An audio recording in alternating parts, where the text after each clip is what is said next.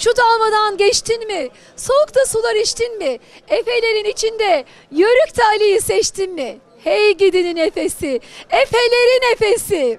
Dinleyelim bakalım efendim.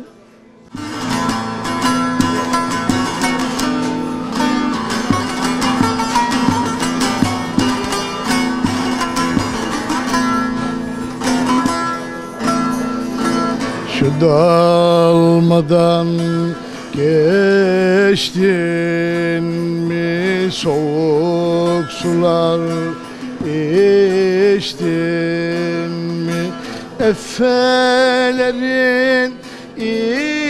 içinde Yörükte Ali'yi seçtin mi?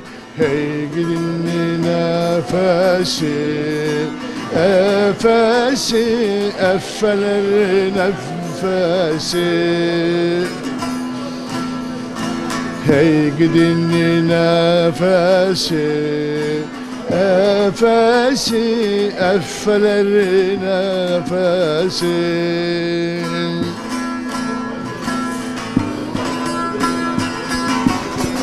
Cepkenimin kolları, parıldıyor pulları.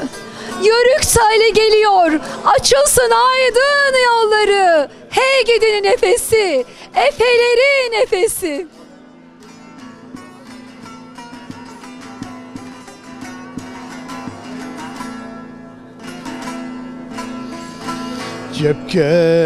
Cepkeninin kolları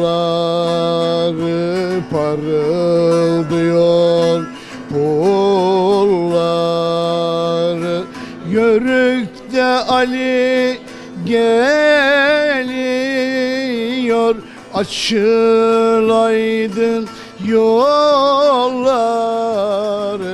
Hey gidin nefesi, efesi, effelerin efesi.